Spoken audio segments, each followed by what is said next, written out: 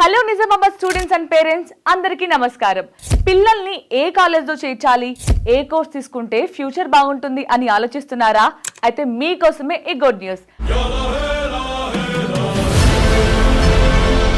మన మార్వాడి యూనివర్సిటీ వాళ్ళు డైరెక్ట్ గా మన నిజామాబాద్కే వచ్చేస్తున్నారు.